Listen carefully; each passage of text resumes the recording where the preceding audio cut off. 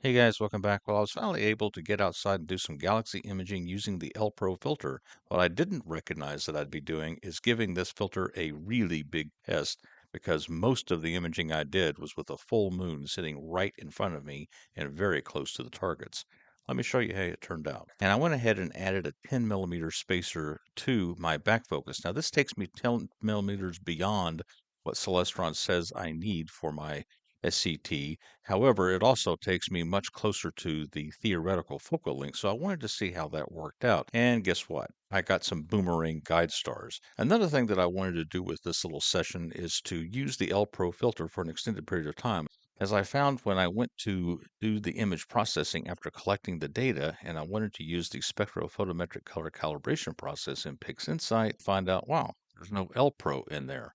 So I want to go ahead and show you how we can create specific filters for the L-PRO. The galaxy targets that I took on are the NGC 7331, that's in the derelict group. We have Messier 74, NGC 891, and NGC 925.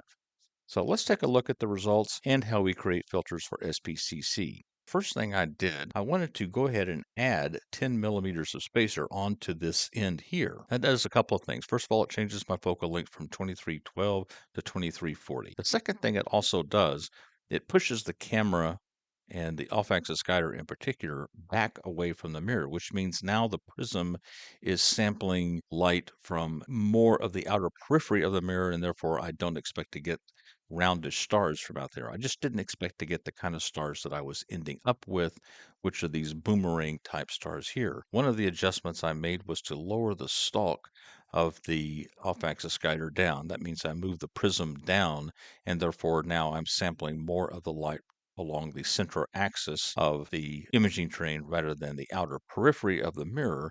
And that helped a little bit, but didn't resolve the problem. The next thing I did was to took out the 10 millimeter spacer before I went back from 2340 millimeters to 2312. And then not only did I do that, but I took this for 18 millimeters of spacers here and moved it to the other side of the off-axis guider over here, which meant that the off-axis guider is now much closer to the mirror. So hopefully that too would give me access to light coming from the more along the center axis of the mirror rather than the outer periphery. I did not recover the stars that I had before I changed my imaging train. Nevertheless, I've got some issues I'm going to have to work out going forward. When I first started this imaging project, I had a nice 11% illumination for the moon, so not bad at all. And I was starting off imaging NGC 7331, which comes up first, so I picked that target up when it's imaging, when there's enough darkness to do some imaging.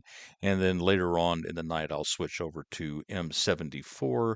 And as you can see here, this first night of imaging was great because the moon is 120 to 170 degrees behind me, which means it's almost directly behind and it's not very bright at 11% illumination. So then, of course, the clouds move in. Now I've got the moon at 80% illumination and it's right in front of me. So now I'm down here where NGC 7331 is 60 degrees away from the moon.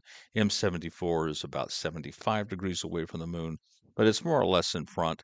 And then as you can see, as we go forward in the imaging time here in these clear nights, NGC 7331 gets down to where it's 40 degrees off of the target, and poor old M74 just hides behind the moon at some point. So I had to give up on M74 somewhere in on this night and switch over to a nearby galaxy not very far away, which is NGC 891. It gave me a little more protection against the moon, but even there I had to give up on that before too long. So when I was around full moon, I was doing most of my imaging on NGC 7331, and you can certainly see the background level of each subframe getting brighter and brighter as these imaging nights went on. Here's NGC 7331. Each dot in this plot is a subframe, and I've handed all of the 1,000 plus subframes to ASTAP to have it do an evaluation of each of the frames. And from that, I pulled out the background level that it reports over here on the left-hand side of the plot. Now, on the bottom side of the plot, I've got the altitude where the target was when it recorded that illumination. Presumably, if you don't have an additional source of light, such as the moon, and it's just the sky glow, for a given altitude angle, you should get about the same background level brightness in your image, so there should not be much variability.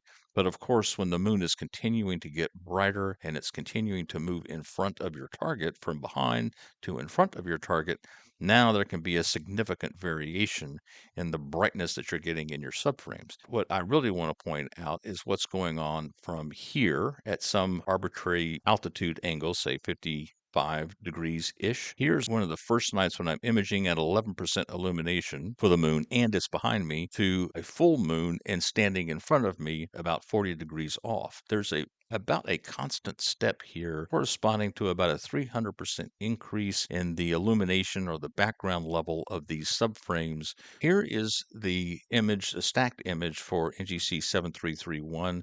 You can see it's got some green around, it's kind of a teal or green around the boundary here, some red in the center. So there is a gradient of sorts picking up a lot of light, both light pollution and moon light pollution. But if you do a dynamic background extraction, you can get rid of most of that stuff and you're left with this kind of an image. And now it's time to do the color calibration.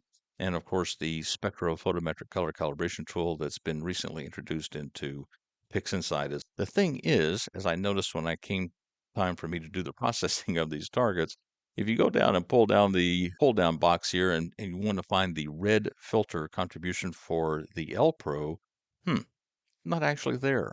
I have the Optolong L Ultimate, the L Extreme, and the L Enhanced, but there's nothing in here with the L-PRO.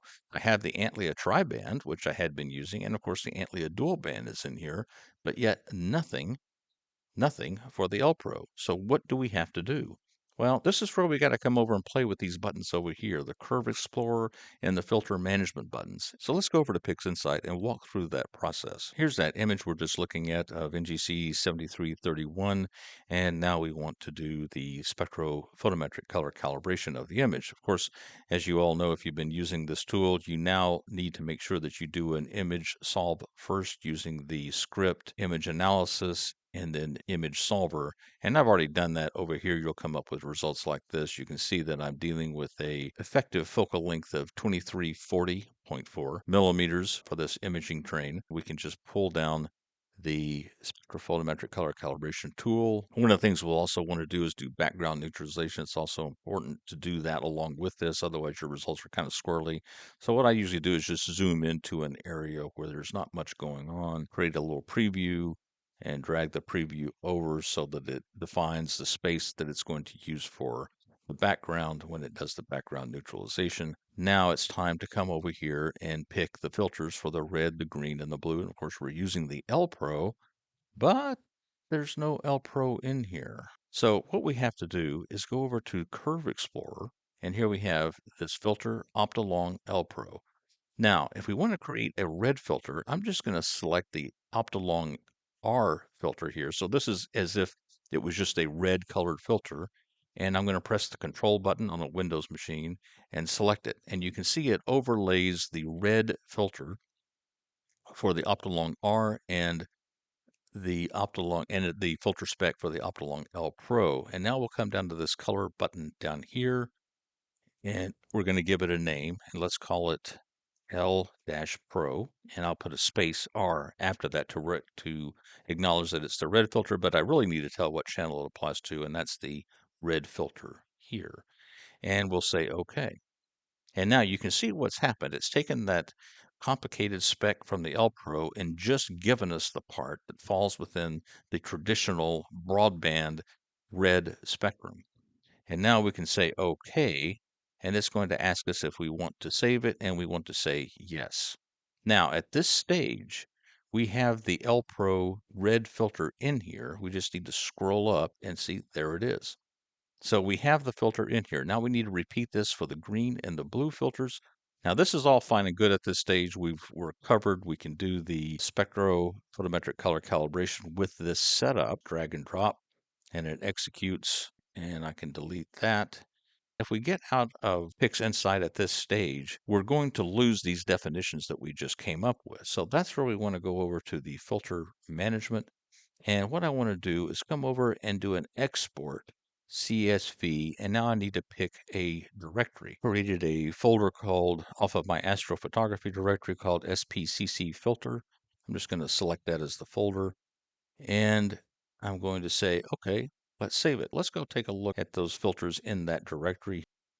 And so what you can see is it's exported every single filter that was in the original definition of the filters provided with the SPCC tool. I don't need all of these in here. I can certainly just eliminate all of them except for the L-PRO if I want to. Select them all and then come up and select my L-PRO. So let's just unselect those.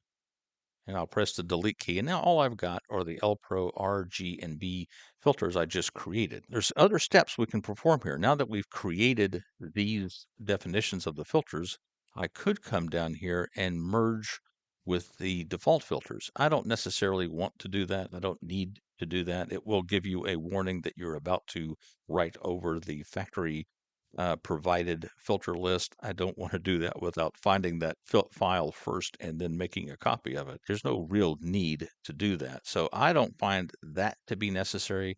What you'll find is that when it's time to load these filters back up, and let's go ahead and get out of PixInsight and come back in. And now we're starting PixInsight back up. Let's just call up the spectrophotometric color calibration tool. And now again, let's go in here and see if we can find our L-PRO. And as you can see, they're not here. So I don't have them in this definition when you start PixInsight back up, but that's okay. We can just go to filter management.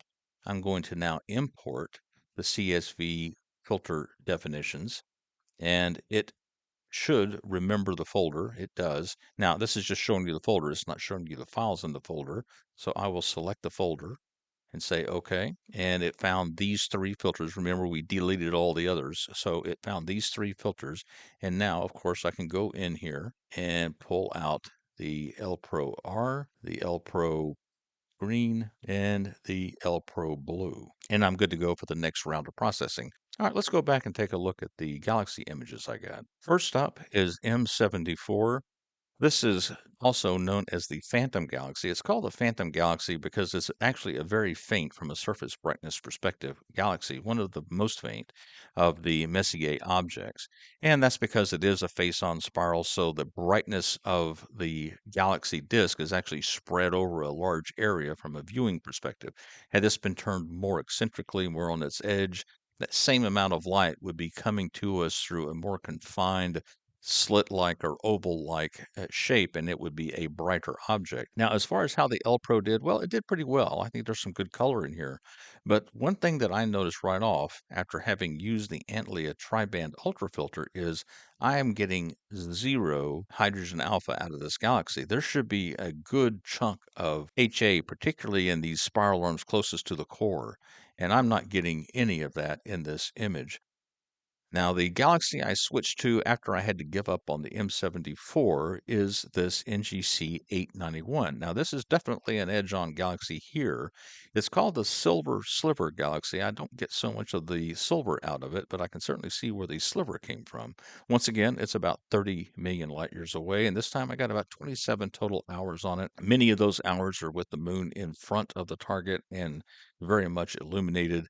All in all, I think they came out well. There's not much detail that you get out of this. I do like these edge-on spirals with the very dark band. Now, I was commenting on the lack of HA with M74.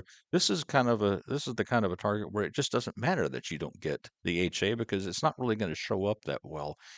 And then we move into the Deerlit group and NGC 7331. This is the galaxy that I spent most of the time imaging with a very bright moon hanging right in front of the target.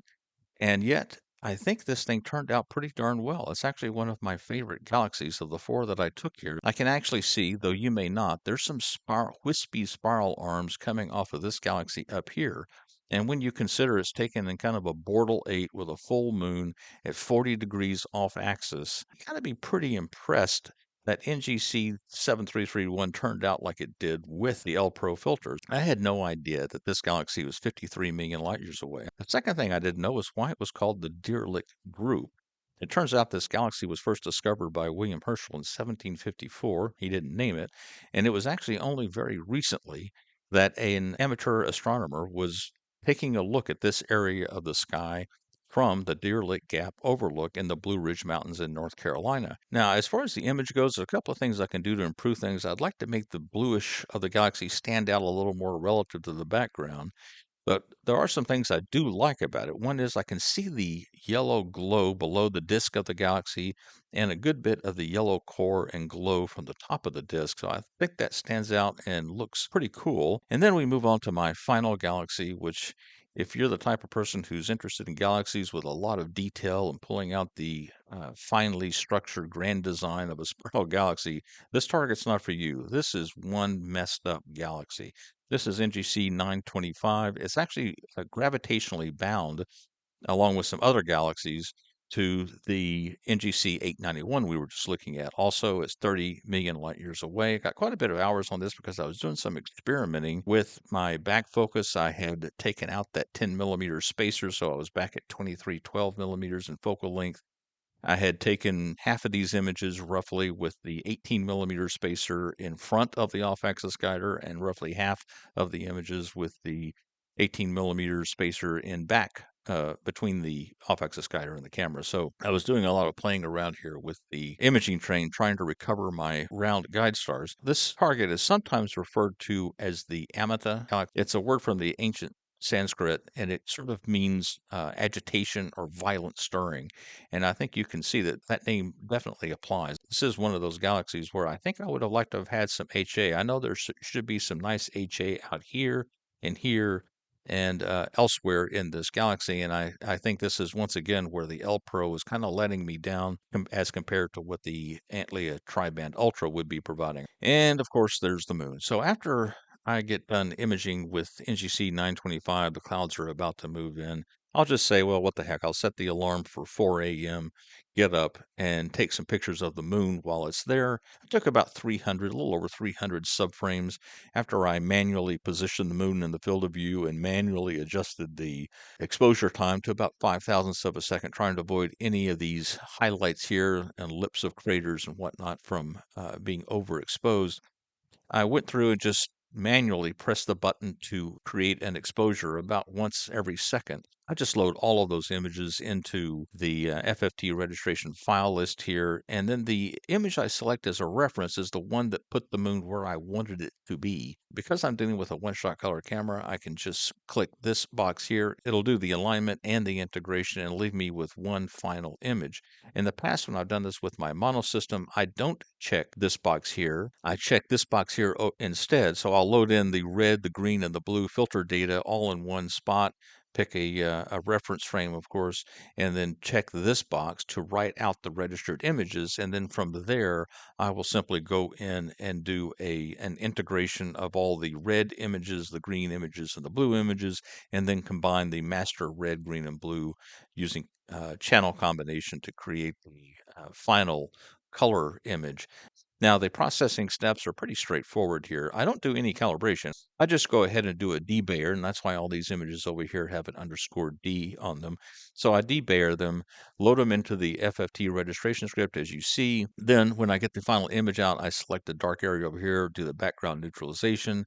I select an area up here in this grayish part, brighter grayish part of the moon up there for a color calibration, and then I start playing with the curves transformation just to bring out a bit more of the contrast in this lava sea over here and bring up color saturation. I don't use color saturation in the curves transformation process. I use that separate process for color saturation so that I can bring up the saturation in all colors equally, regardless of their relative brightness. Now, the one thing I did do is I cut down. I created a notch around the cyan color because I found that as I raised the saturation, I was finding these bright spots here would turn into more of a cyan color. Then after that, some local histogram normalization to bring out some contrast locally around here.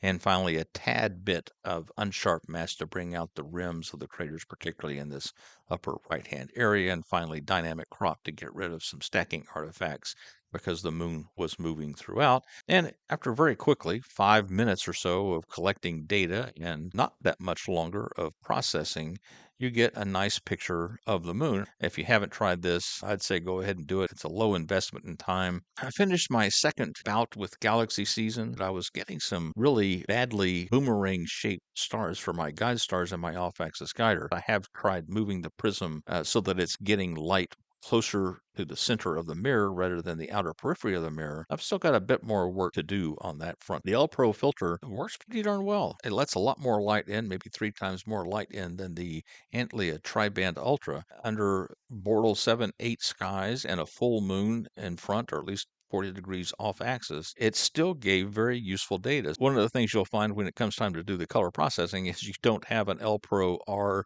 and a G and a B filter spec. You have that one spec for the L-PRO that has all the bands.